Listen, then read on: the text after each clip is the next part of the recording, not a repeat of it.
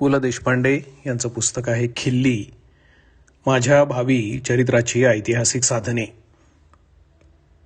शिवाजी महाराजांचं चरित्र लिहिण्यातल्या अडचणींवर नुकतंच एका प्रसिद्ध इतिहास संशोधकाचं भाषण झालं. इतिहास संशोधक हे मुख्यतः प्रसिद्ध असण्याविषयीच प्रसिद्ध असतात हा भाग जरी वगळला तरी त्यांनी मांडलेल्या अडचणी मला पटल्या. काही कुत्सित लोकांच्या मते ते महान चरित्र लिहिण्याआड येणारी मुख्य अडचण म्हणजे ते स्वतःच असं होतं. हे मला फारसं पटलं नाही. मुख्य अडचण म्हणजे हे चरित्रनायक स्वतःविषयीचा लेखी पुरावा फार कमी ठेवतात आणि त्यामुळे चरित्राची साधनं मिळत नाहीत. वास्तविक जगात हल्ली साध्यापेक्षा साधनांची संख्या इतकी वाढलेली असताना इतिहासकारांना साधनांची इतकी अडचण का भासावी हा देखील एक संशोधनाचा विषय व्हावा. हे प्रसिद्ध इतिहासकार सांगत होते की मुख्य अडचण मोडीची आहे. आता खरं सांगायचं तर मला स्वतःला सुद्धा परवा बाजारामध्ये भाजी आणताना मोडीची चणचण भासली होती. आता हे मी हळूच माझ्या शेजारी बसलेल्या एका दुसऱ्या प्रसिद्ध इतिहासकाराच्या कानामध्ये कुजबुजलो. त्यांनी माझ्याकडे श्रावणीच्या रांगेत यवन येऊन बसल्यासारख्या नजरेनं पाहिलं. पुढे मोडीचा उलगडा मलाही झाला. डायऱ्या, पत्र वगैरे इतिहासाची मुख्य साधने आहेत हे कळल्यानंतर पुढल्या शतकातल्या चरित्रकारांची गैरसोय होऊ नये म्हणून मी माझ्यापुरती आता साधनांची तयारी करायला सुरुवात केली आहे. आता माझं स्वतःचं चरित्र लिहिलं जावं अगर न जावं, साधनां वाचून ते आडलं असं व्हायला नको आणि इतिहासकारांमध्ये वादही व्हायला नको. माझं चरित्र लिहिलं जावं यापेक्षा भावी चरित्रकारांची सोय करावी एवढाच माझा नम्र उद्देश आहे. आता ही साधनं तयार करताना काही मेखा मारून मात्र ठेवायला हव्यातच. चरित्रनायकाच्या जन्मपुण्यतिथीविषयी वाद सुरू करण्यापासून चरित्रलेखनाला जनरली सुरुवात होते. असा वाद सुदैवानं त्याविषयी विशेष खटपट न करता माझ्या बाबतीत होणारच आहे. कारण सरकारी पाठ्यपुस्तकात मी लिहिलेल्या धड्यांवर माझ्याविषयीची त्रोटक माहिती लिहिताना माझ्या जन्मतारखेविषयी एव्हापासूनच मतभेद व्हावा अशी सोय केली आहे. हे मलाही अचानक कळलं. एके दिवशी म्हणजे 75 साजरी करायची योजना घेऊन एक गृहस्थ माझ्याकडे आले. त्यांनी आपल्या मुलाच्या पाठ्यपुस्तकामध्ये माझी जन्मतिथी पाहून गणित मांडलं होतं.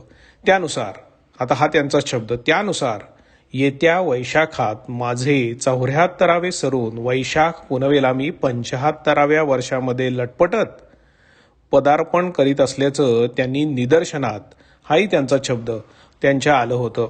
माझी आणि गौतम बुद्धाची जयंती आणि पुण्यतिथी ही एकाच दिवशी येते हा योग त्यांना मजेदार वगैरे वाटला होता. आता माझ्या शरणम गच्छामीचा योगही त्याच तिथीला येऊन मजेदारपणामध्ये भर पडणार आहे हे भविष्य त्यांना आधीच कसं कळलं हे देव जाणे. पण माझ्या जन्मतिथीविषयीचा घोळ निर्माण होऊन माझ्या चरित्राला पोषक असं वातावरण निर्माण झाल्याचा आनंद मला त्यांच्यापासूनही लपवता आला नाही. 75वीचा सोहळा डावलूनही मी माझं वय चोरतो आहे अशी शंकाही त्यांना आली होती. आता माझं खरं वय सांगणारी साधनही दुर्दैवानं माझ्या हाताशी नव्हती. म्हणून मी आणखी एक पाठ्यपुस्तक उघडून दाखवलं आणि त्यात मला 60च्या पुढे थोडंसं ढकलण्यात आलं होतं. शेवटी तिथीचा वाढदिवस आणि तारखेचा वाढदिवस यामुळे कसे घोटाळे झाले आहेत आणि सध्या चालू असलेले छत्रपती शिवाजी महाराज, लोकमान्य टिळक, थोरले, मधले इत्यादी बाजीराव, त्रिंबकजी डेंगळे, मानाजीराव फाकडे, फार तर कशाला प्रभू रामचंद्र, श्रीकृष्ण इत्यादी थोर पुरुषांचे वाढदिवस चुकीच्या दिवशी कसे साजरे करतात याविषयी त्यांनी मला एक तासभर व्याख्यान दिलं. चरित्रनायक होण्याचा असा हा जन्मसिद्ध हक्क मिळाल्याच्या आनंदात मी ते ऐकूनही घेतलं. तेव्हा आता इतर साधनं उपलब्ध करून देण्याच्या तयारीला मी लागलो आहे. मुख्य म्हणजे डायरी लिहायचा निश्चय मी अनेक वेळा केला आहे. अगदी शाळेत असल्यापासून. आज सकाळी उठलो, अल्जिब्र्यातली गणितं सोडवायचं ठरवलं, सूर्यनमस्कार घातले, किती त्या आकडा मी गुलदस्त्यातच ठेवलाय. असल्या तपशिलानं जानेवारीच्या 6-7 तारखेपर्यंतची पानं भरलेल्या माझ्या शालेय जीवनातल्या डायऱ्या कुठे नाहीशा झाल्या कोणास ठाऊक. जुन्या डायऱ्या आणि पेन्सिली यांचा शेवट कसा होतो हे गूढ आहे. दोरी बांधून भिंतीला लटकावलेली वाण्याच्या दुकानातली पेन्सिल वगळली तर पेन्सिलीतलं शेवटचं थोटोक हातात धरून आता शेवटलं शिसं असं झिजलं म्हणून ती आता फेकून द्यायची, असा फेकून दिल्याचा अनुभव असलेल्या माणसाला जाहीर दंडवत घालायची माझी तयारी आहे. असो, अर्थात ही डायरी लिहिताना पुढल्या शतकात आपलं चित्र कसं रंगवलं जावं याची खबरदारी घेणं अतिशय आवश्यक आहे. संशोधकाच्या नजरेतून कुठल्या गोष्टीवर नवा प्रकाश टाकण्याजोगा मजकूर आढळेल हे सांगणं कठीण आहे. त्यातून एखादं प्रकरण तयार व्हायला हवं, तेव्हा तीही सोय करणं प्राप्त आहे. शिवाय हे दिवस inside, untold, between the lines म्हणजे अंतस्थ, अकथित, सूचक अशा कथांचे. माणूस वाटला होता तसा नव्हता हे दाखवायचे. शिवाजी महाराज कशासाठी जगले यापेक्षा कसल्या रोगाने वारले हे सांगायचे. लोकमान्यांना सुपारीचंच व्यसन नव्हतं, त्यांच्या आणखीही काही अंतस्थ गोष्टी होत्या. अशा स्वरूपाचं संशोधन करून त्यावरची 5-10 प्रकरणं आटपली की मग ते मंडालेच्या तुरुंगातही 7-8 वर्षे गीता रहस्य लिहिण्यासाठी जाऊन राहिले होते हे सांगायचे. तेव्हा भावी चरित्रकारांची तीही सोय करायला हवी. ह्या दृष्टीनं मी जी काही पूर्वतयारी चालवलेली आहे त्याचे नमुने द्यावेत असा माझा विचार आहे. उदाहरणार्थ डायऱ्या. तेवढ्यासाठी छापील डायऱ्या विकत न घेता खिसा आकाराच्या वह्या घेऊनच वर्षाची नोंद केली आहे. जुन्या कोऱ्या डायऱ्या बाजारामध्ये मिळणं अवघड असतं हे होतकरू चरित्रलेखकांना या ठिकाणी विशेष सांगून ठेवावं असं वाटतं. राजकारणाशी माझा संबंध नाही. हा मला माझं चरित्र लिहिण्यापासून भावी चरित्रकाराला परावृत्त करणारा एक फार मोठा धोका वाटतो. सरकारी पातळीवर जन्मशताब्दी साजरी होण्यात अडचणी निर्माण होण्याची ही शक्यता आहे. शक्य तर जन्मशताब्दी माझ्या हयातीतच साजरी व्हावी अशी माझी इच्छा आहे. अनायसे कुठल्याशा पाठ्यपुस्तकात माझा काटा 75 वर्षावर नेला आहेच, तो आणखीही मागे ढकलावा असं म्हणतो. म्हणून एका डायरीत मी चक्क लोकमान्यांच्या आणि माझ्या भेटीचा वृत्तांतच लिहून ठेवला आहे. मी गायकवाड वाड्यात शिरलो आणि समोरून लोकमान्य येताना दिसले. गावरान शेंगांची टरफलं सोडून शेंगदाणे तोंडामध्ये टाकतच ते चालत येत होते. लहानपणी वर्गात शेंगांची टरफलं आपण टाकली नाहीत हे त्यांनी सांगितल्याचं ऐकलं होतं, परंतु प्रत्यक्ष मी त्यांना या ठिकाणी टरफलं टाकताना पाहिलं. अहो, आज सकाळीच इकडे कुठे असा त्यांनी मला प्रश्न केला. मग मी त्यांना त्यांच्या सरकारचं डोकं ताळ्यावर आहे काय या अग्रलेखासंबंधी चर्चा करायची आहे असं सांगितलं. तेव्हा ते मला म्हणाले, हां उद्या या. तेवढ्यात त्या सत्यभामाबाईंनी, अहो मंडईत व्याख्यानाला जाणार असाल तर चबुतऱ्यावरून मटार आलाय का ते पाहून या असंही बजावल्याचं मी ऐकलं. संध्याकाळी गोपाळराव आगरकरांना भेटून आलो. बळवंतराव माझ्यावर हल्ली फार खार खातो आताशा असं ते म्हणत होते. दिनांक .1914 बनगार्डनवर गोपाळकृष्ण गोखले बग्गीतून फिरायला जाताना मी स्वतः पाहिले. कोचवानावर ते डाफरले. ही मवाळ मंडळी स्वतःच्या नोकर चाकर यांच्याबाबत इतकी जहाल कसे काय होतात हे कोडच आहे. त्याच्या संबंधी विचार चालू आहे. दिनांक .1919 मोहनदास करमचंद गांधी नावाच्या गुजराती माणसानं आफ्रिकेत आपण मजुरांची चळवळ कशी लढवली याविषयी आत्मप्रौढीनं भरलेलं भाषण केलं. वक्ता पुण्याच्या श्रोत्यांपुढे बोलताना जरा लटपटतोय असं वाटत होतं. इंग्रजीतून बोलला. इंग्रजी बरं होतं, पण इडिओमॅटिक असं नव्हतं. हा गृहस्थ बॅरिस्टर आहे असं म्हणतात.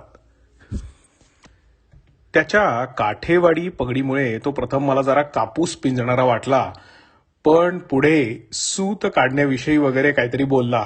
जानवी जोड विकायचा धंदा काढायचा याचा विचार असावा. दिनांक तारीख मुद्दामच अस्पष्ट अशी लिहिली आहे. कालच भगतसिंगाचं पत्र घेऊन ते राजगुरूला दिलं. राजगुरूची पिस्तुलं घेऊन पंजाबात जायची इच्छा काही दिसली नाही. शेवटी त्याला गीतेतील हतोवा प्राप्स्यसी स्वर्गम हा श्लोक समजावून सांगितला. राजगुरूचं संस्कृत बरंच कच्चं वाटलं. दिनांक 21 जानेवारी. आता ह्या वेळेला सन ... असे न लिहिता नुसते सण लिहायचं प्रयत्न करून थोडेसे पुसटसे करून टाकले आहे. आज नारायणपेठेतून येताना गायकवाड वाड्यातून एक तरुण संन्यासी बाहेर पडताना दिसला. मी लगेच त्याला ओळखलं आणि म्हटलं, आर यू मिस्टर विवेकानंद? त्यांनी हसून होकार दिला. गीतेच्या इंटरप्रिटेशनबद्दल आपलं आणि मिस्टर टिळक यांच्यातले मूलभूत मतभेद आहेत असं ते मला सांगत होते. हिंदुस्थानभर आपण पायी फिरत आहोत असं मला म्हणाले. पण लगेचच दुपारी त्यांना मी टांग्यातून जाताना पकडलं. मला पाहून त्यांनी लगेच मान फिरवली. रामकृष्ण परमहंस यांचं आणि त्यांचे ते सध्या जरा फाटलेलं म्हणजे दुरावलेलं वाटलं. कारण आपली फॉरेनला जायची कल्पना त्यांना आवडली नाही असं ते म्हणाले. ह्या म्हाताऱ्या माणसांना तरुणांचे अॅम्बिशन कळत नाहीत असे त्यांचे उद्गार मला चिंत्य असे वाटले. 17 ऑगस्ट 1912 या ठिकाणी ही तारीख व्यवस्थित लिहिलेली आहे. मंडईमध्ये नरसोपंत कळकर भेटले. अंजीर विकत घेत होते. मी त्यांना विचारलं, काय तात्यासाहेब आहेत का बरी अंजीरं? तर म्हणाले, म्हटलं तर बरे आहेत, म्हटलं तर नाहीत. हल्ली काकासाहेब खाडीलकर नाटक कंपनीतल्या लोकांच्या फारच नादी लागले आहेत अशी तक्रार करत होते. त्यामुळे केसरीच्या घड्या घालण्यापासून सगळ्या कामावर यांनाच देखरेख ठेवावी लागते असं म्हणाले. नाहीतरी हल्ली केसरीची घडी विस्कटलेलीच आहे असा मी विनोद केल्यावर ते भरपूर हसले आणि म्हणाले, तुमच्यासारख्यांनी विनोदी लिहायला हवं. हास्य विनोद मीमांसा ग्रंथ लिहिण्याची कल्पना मी त्यांना सुचवली. दिनांक dot dot dot dot 1921. Lokmanya टिळकांचं निधन झालं. मिस्टर गांधींना पत्र पाठवून तुम्हाला आता महात्मा होण्याची संधी आहे, ती लवकरच आहे, ती दौडू नका असं कळवून टाकलं. दिनांक डॉट डॉट डॉट डॉट 1921. गांधींचं लगेचच उत्तर आलं. त्यांना माझी सत्याग्रहाची कल्पना मी सुचवली, ती फार आवडली. दिनांक डॉट डॉट डॉट डॉट 1921. जिनांची हायकोर्टामध्ये गाठ पडली. गांधींविषयी फारच वाईट बोलत होते. मी मोतीलाल नेहरूंचे चिरंजीव जवाहरलाल यांना ही हकीकत लगेच सांगितली. परंतु हल्ली या गृहस्थांचं प्रस्थ वाढत चाललं आहे. देखणेपणा आणि श्रीमंती हे मुख्य भांडवल.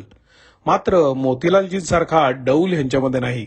सरोजिनी देवीच्या कविता संग्रहाला प्रकाशक मिळत नसल्याचं कुणाला सांगत होते. मी त्यांना टागोरांच्या कवितांचा अभ्यास करायला सांगितलं. 1926. भास्कर बुवा बखल्यांची बैठक शास्त्री हॉलमध्ये बरी झाली. थोडा वेळ त्यांनी मला पेटीची साथ करायला सांगितलं.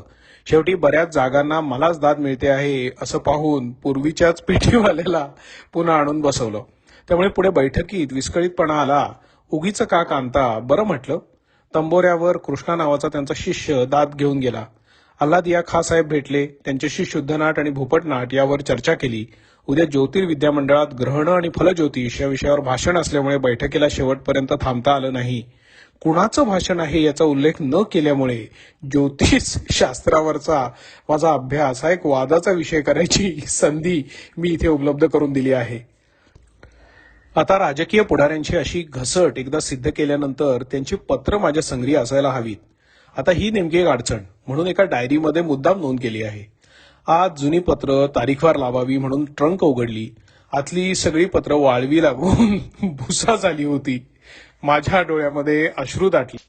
वास्तविक लोकमान्य टिळक, गांधी, टागोर, सावरकर, भगतसिंग, सुभाषबाबू, जतींद्रनाथ दास, मौलाना आझाद, सरोजिनी नायडू यांच्याशी झालेला पत्रव्यवहार हा माझा अमोल असा ठेवा होता. 42 साली खोलीवर पोलिसांची धाड आली असताना वाचवलेली पत्र वाळवीच्या बक्षस्थानी पडली.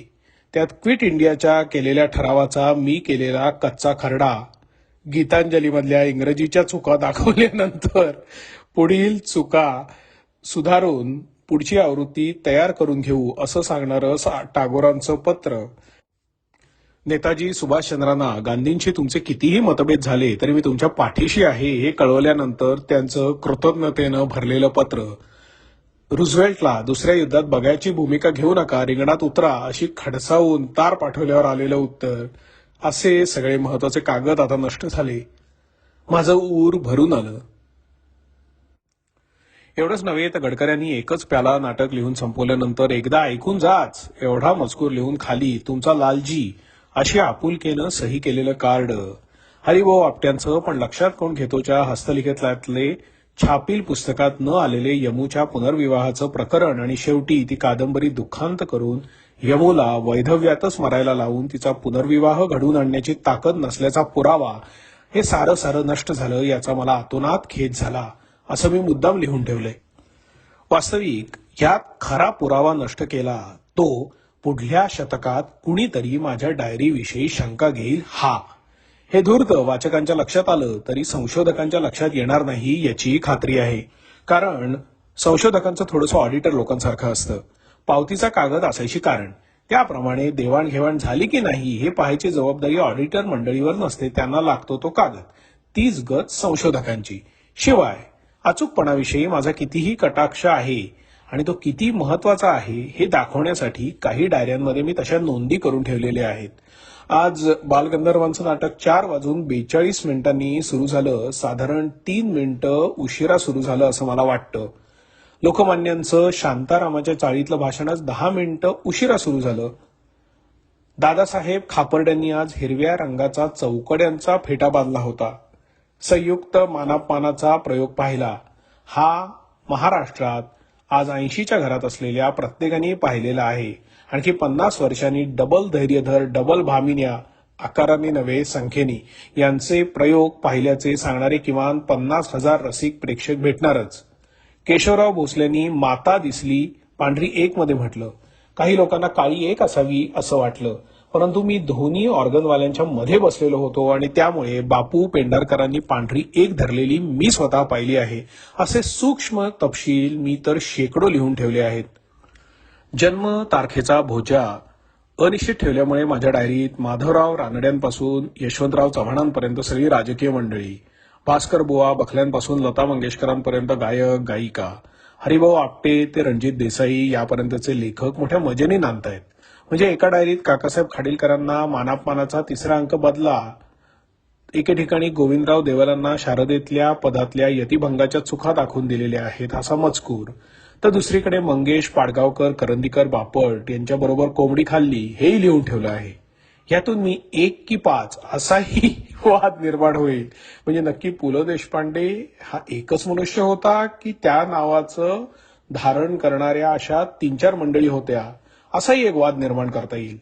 कशाने का होईना पुढल्या शतकात आपलं नाव गाजत राहिलं पाहिजे याची व्यवस्था मी सध्या चालू ठेवली आहे. तसं मी लेखन शैलीतही आवश्यक फेरफार करीत गेलो आहे. उदाहरणार्थ हर हर एक समयावच्छेदे करून छाप मराठीपासून ते चायची बंकस पर्यंत मराठीच्या दुर्दैवाचे दशावतार माझ्या डायऱ्यातून खेळ करीत आहेत. माझ्या डायऱ्यातून माझी राजकीय, धार्मिक, सामाजिक, साहित्यिक वगैरे मतं शोधून काढणं मी इतकं अशक्य करून ठेवलं आहे की त्याच्यावरून मी मवाळ होतो की जहाल, इथपासून ते परंपरावादी होतो की संतप्त तरुण होतो याचं संशोधन करणाऱ्या 3 डझन PhDंची सोय करून ठेवली आहे आणि तितक्याच प्राध्यापकांची गुजराणही होईल अशी सोय केली आहे. उदाहरणार्थ आज रविकिरण मंडळात गेलो. केशव सुतांच्या नीरस कवितांना ह्या नव्या कवीची सुनीत गाडून टाकतील. मर्ढेकरांना मी महाकवी मानतो. त्यांच्या सौंदर्यशास्त्राच्या सिद्धांताशी मी सहमत आहे. रविकिरण मंडळाच्या कवितेतल्या सूक्ष्म पलायनवादाला मर्ढेकरांची कविता हेच ठोस उत्तर आहे. लोकमान्यांना सुधारणा संमत नव्हती कारण त्यांचा पिंडच असा सनातनी होता. आगरकरांची बुद्धिनिष्ठा मान्य करूनही मला असं म्हणावंसं वाटतं की टिळकांची समाज सुधारणाविषयक भूमिका ही जरा जास्तच तर्कशुद्ध होती. विष्णू शास्त्री चिपळूणकरांनी मराठी भाषा फारच बिघडवली. चिपळूणकरांनी मराठी भाषेला जी भरजरी वस्त्र चढवली ते ऋण या जन्मात विसरून चालणार नाही.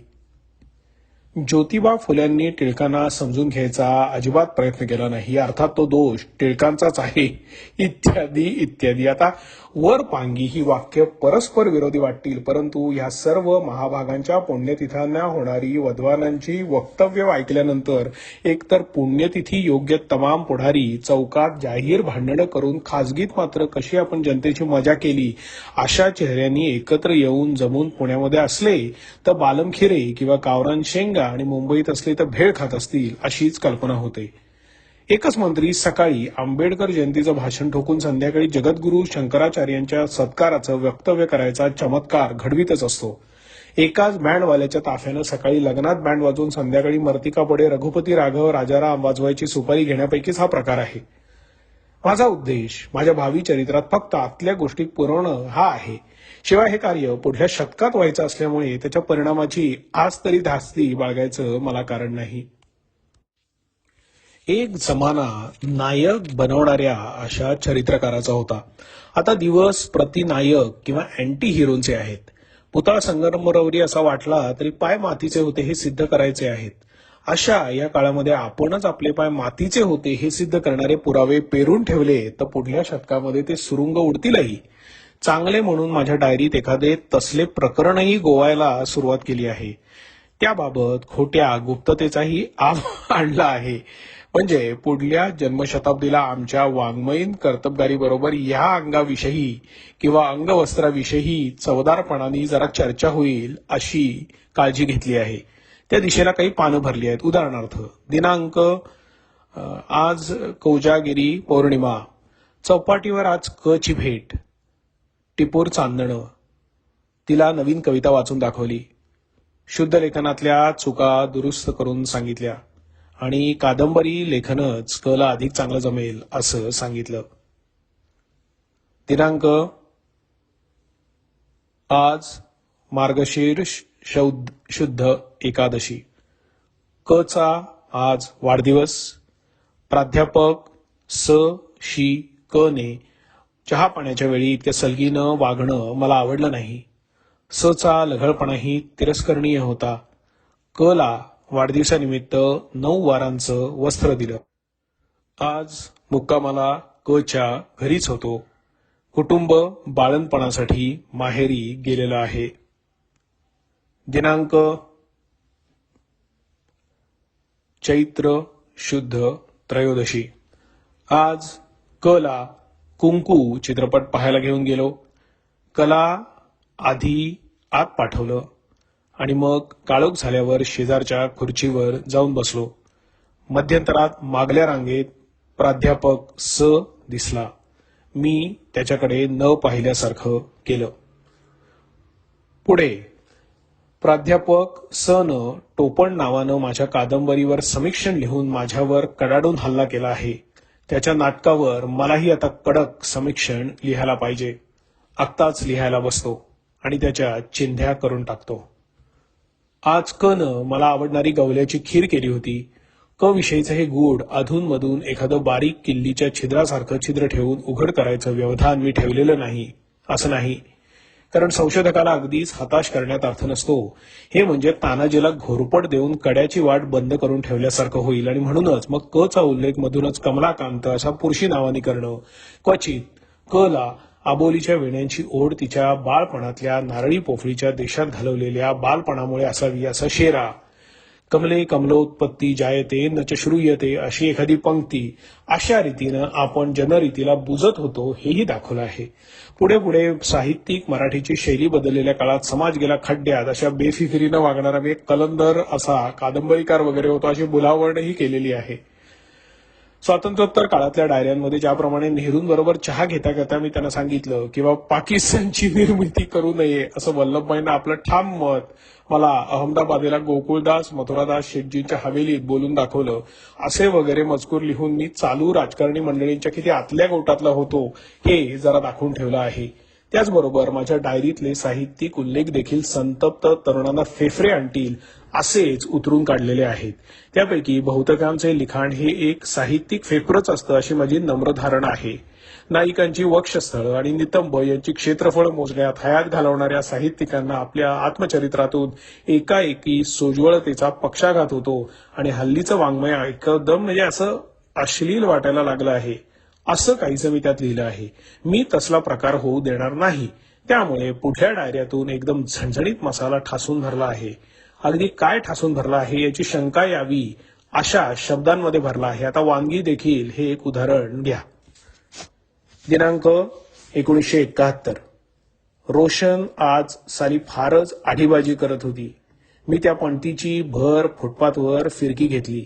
दुनिया गेली मलबार हिलच्या बंगल्यात. संतप्त पिढीचा गटार हा स्वर्ग असल्यामुळे मला मलबार हिलवरचा बंगला नरक मानणं क्रमप्राप्तच आहे.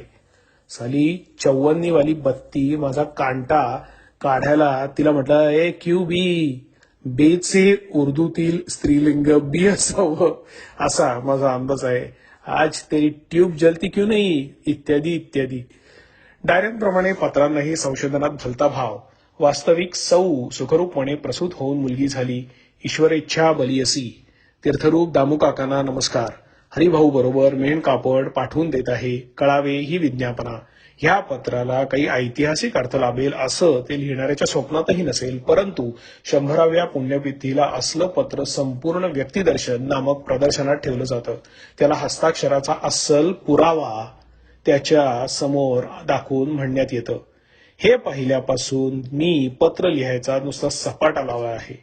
किंबहुना जुन्या बाजारातून पिवळे पडलेले कोरे कागद आणून जुन्या तारखा घालून ती पत्र संशोधकांच्या बिराडी हळूच एखाद्या लठ्ठ अशा ग्रंथात सरकावून ठेवली आहेत. हे असले ग्रंथ 10-15 वर्षातून एकदाच उघडले जातात. अशा वेळी 7 जानेवारी 1901 वगैरे अशी तारीख असलेले आणि इतिहासार्य विसुभाऊ राजवाडे यास अशा मायनेचं पत्र एखाद्या पुस्तकातून पडलं तर ते निश्चितच वाचलं जाणार. शिवाय त्यातला मजकूरही जोरदार, थेट विसुभाऊंच्या तापटपणाला सवाई तापट होऊन लिहिलेला. तुमचे परवाचे दुसऱ्या बाजीरावासंबंधीचे विधान हे केवळ तरकट या सदरात घालण्यासारखे आहे. दुसरा बाजीराव स्त्री लंपट होता हा आपला शोध अजबच म्हणायला हवा. आम्ही त्याला राजयोगी म्हणू वगैरे वगैरे. हे एवढं पत्र डझनभर इतिहासकार आणि पेशवाईतून नायक शोधून काढायच्या कामात घडलेले 2-3 कादंबरीकार यांना पटवायला पेटवायला दोन्हीलाही पुरेसं आहे. आणि जाता जाता माझ्या भावी चरित्रकाराला चरित्रनायक आणि इतिहासार्य यांचे अनोन्य संबंध यावर एक प्रकरण उठवता येईल. तेवढ्यासाठी मी मुंबईच्या एशियाटिक सोसायटीचाही मेंबर झालो आहे. जुन्या ग्रंथात पत्र कोंबायचा जोरदार कार्यक्रम चालू ठेवला आहे.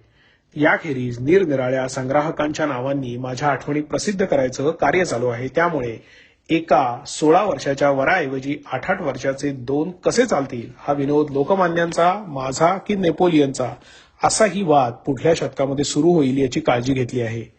चरित्रनायक हजर जबाबी हा असावाच लागतो. त्यामुळे 4 लोकांचे हजर जबाब त्यांच्या गैरहजेरीत माझ्या नावावर पाठवून दिले आहेत. तात्पर्य काय? पुढील जन्मशताब्दीनिमित्त होणाऱ्या चरित्रांची साधनं ठिकठिकाणी पेरून ठेवलेली आहेत. आता या उपर जर कोणी भावी चरित्रकार भरपूर साधनं न सापडल्याची सबब घेऊन माझं किमान 5 खंडी चरित्र लिहायची टाळाटाळ करू लागला तर महाराष्ट्र एका असामान्य चरित्राला मुकला असंच म्हणावं लागेल. पण तसे होणे नाही, कारण थोरा मोठ्यांच्या आतल्या गोष्टी खाजगी गप्पातून आत्ताच पसरवायला सुरुवात केली आहे. असं केल्याशिवाय पुढल्या पिढ्यांना आपलं स्मरण होणार नाही हे खुद्द न्यायमूर्ती महादेव गोविंद रानडे यांनीच मला एका पत्रात लिहिलं होतं. दुर्दैवानं ते पत्र वाळवीच्या भक्ष्यस्थानी पडलं. आता ही गोष्ट मी नेहरूंना नगरच्या किल्ल्यात डिस्कव्हरी ऑफ इंडिया लिहिण्यातली संदर्भ ग्रंथ पुरवताना सांगितलेली होती.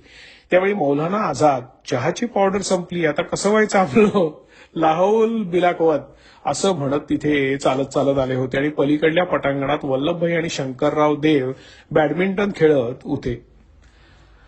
आता फक्त मी माझ्या जन्मशताब्दीकडे डोळे लावून बसलेलो आहे. येत्या 3-4 वर्षात एखाद्या पाठ्यपुस्तकात माझी जन्मतिथी 1873 किंवा 74च्या दरम्यान टाकायच्या खटपटीला आता लागायला हवं. त्यासाठी आधी भारतातल्या थोर पुरुषांच्या जयंती मयंतीच्या कचाट्यातून सुटलेला 365 दिवसातला एखादा दिवस चांगला शोधून काढायला हवा.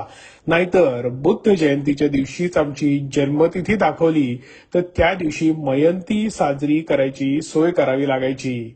आता म्हणजे हे फारच झालं.